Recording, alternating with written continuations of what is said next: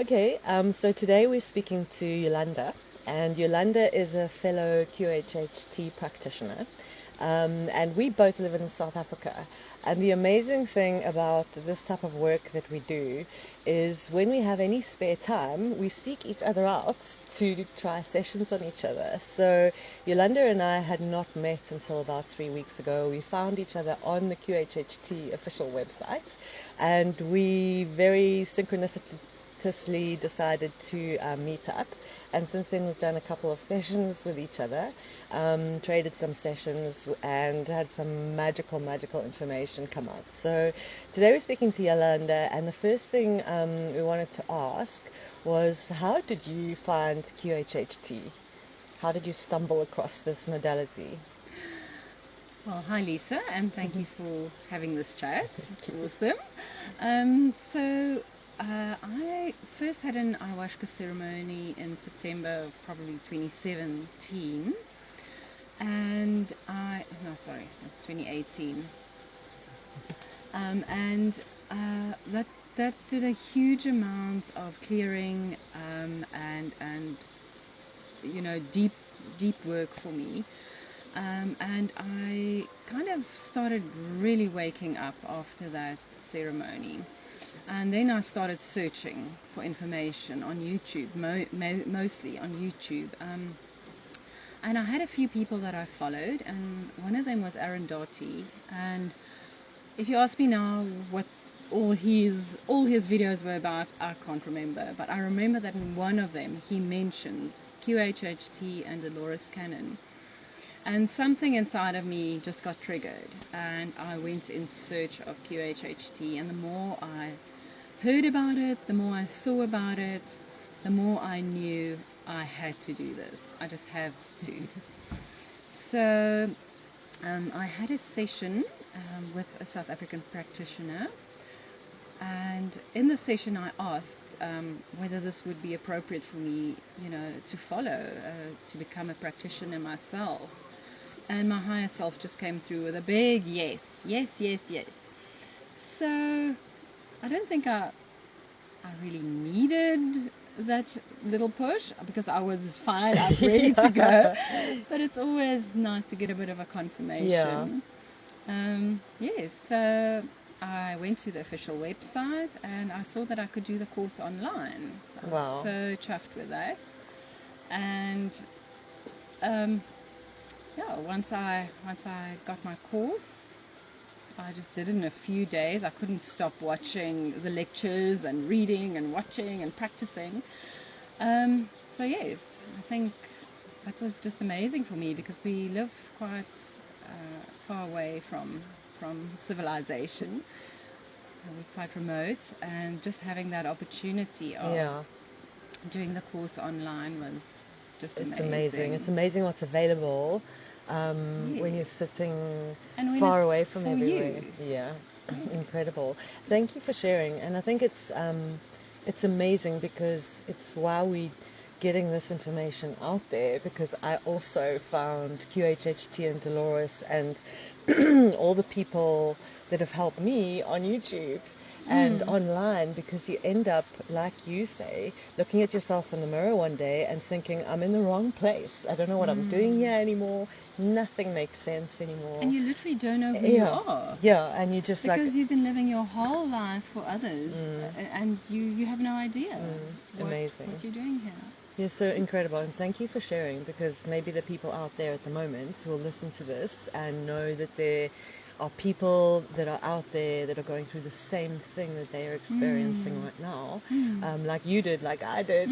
And sometimes you can't speak to the people that are closest to you because they don't understand what's going on, and you've changed and they haven't. So it makes it very difficult, and I think a lot of people, well, I most certainly did, feel very, very lonely all of a sudden when you start to see that everything that you thought was real is maybe not so real anymore. And what do you believe in anymore? Absolutely. Amazing. I think it's a very empowering moment once you realize that you are in control of your own reality. You create that. Beautiful. I mean, we spoke about this in our sessions. We are master creators. But when you feel so low and so pushed down, sometimes by the people you actually love the most, absolutely. you just realize there must be more to life. Yeah.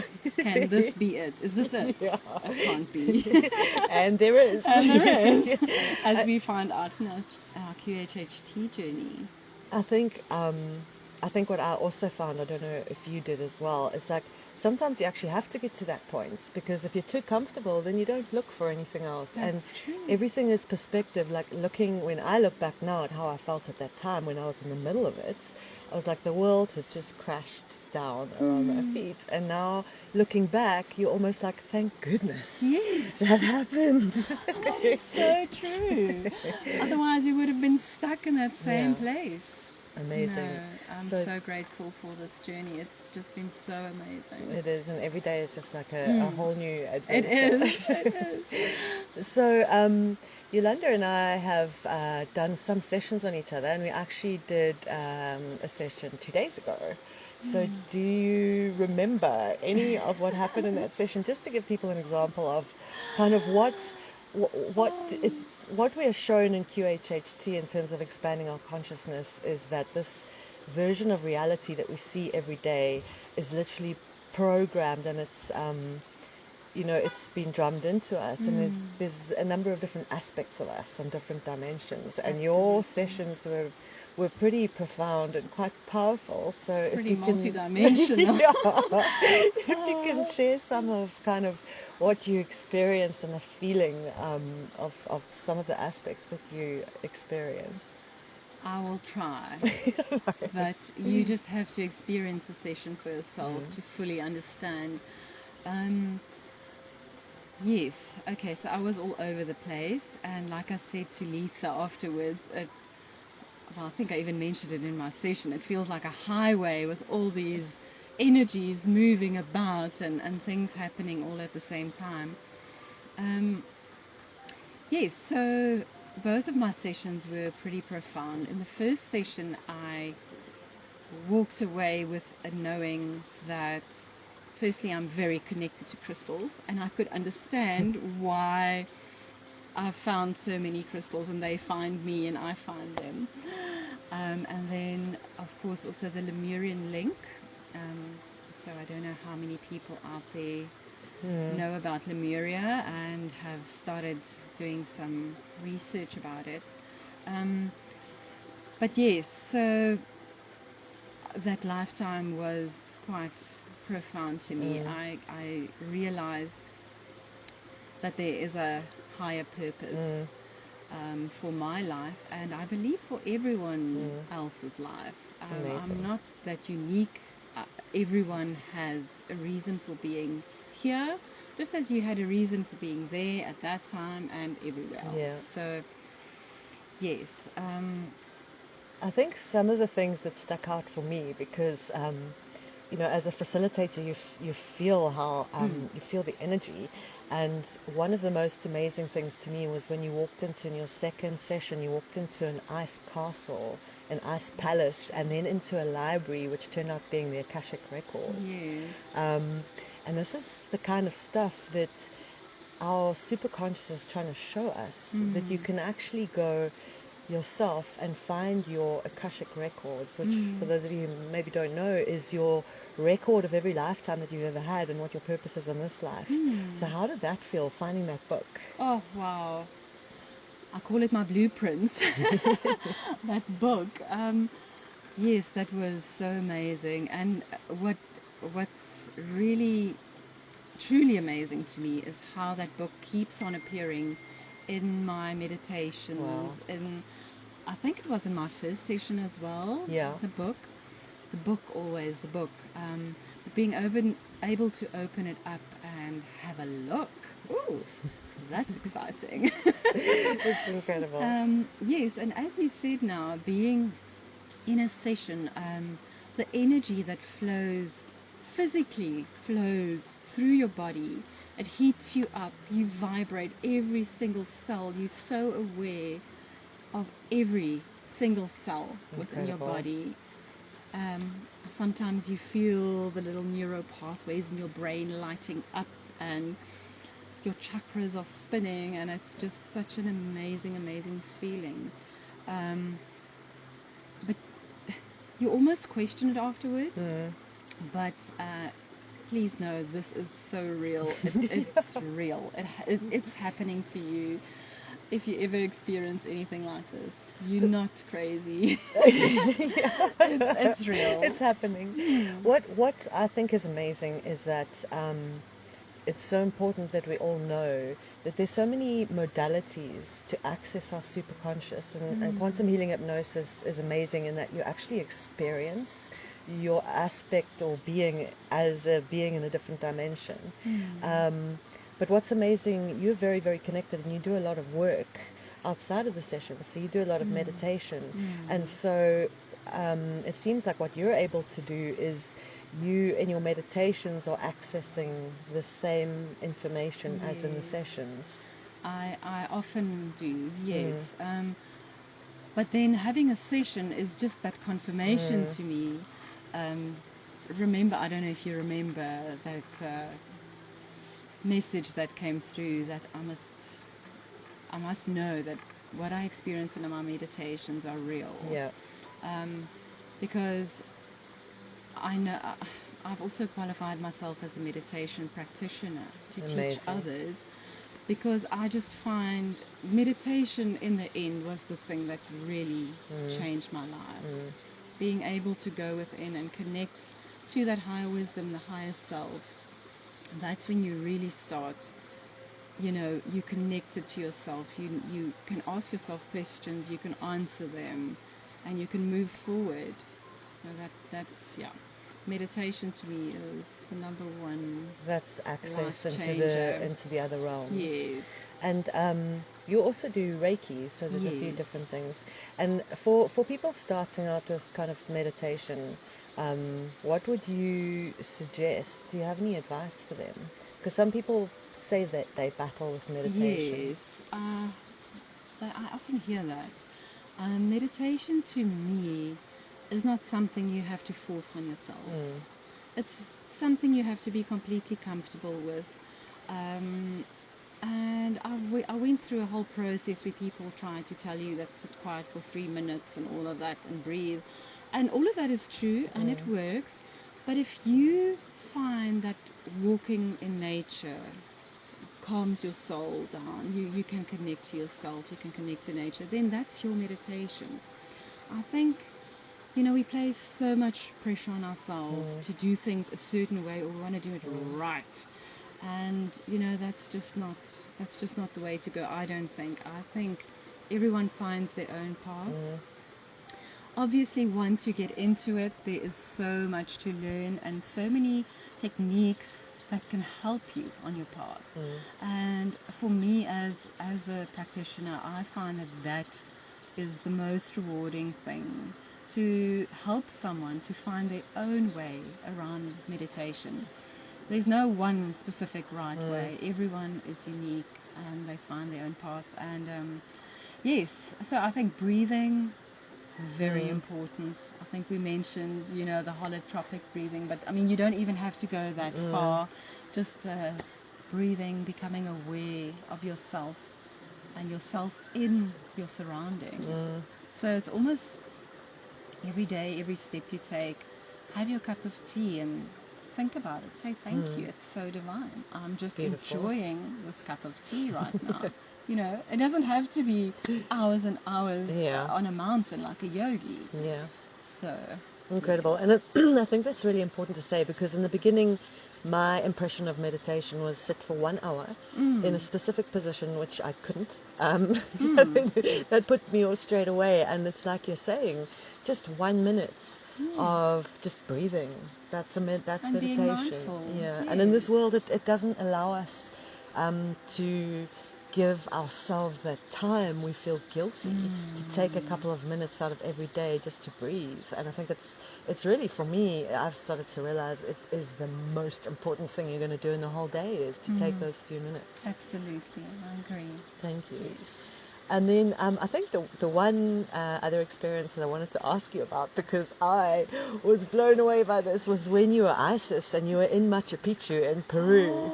Wow. Can you describe that Oh. experience? I just want to start giggling all over again. It was firstly moving up the mountain. I remember I felt like I was just floating, and then when I kind of looked back over my shoulder, I saw that I had these huge white wings.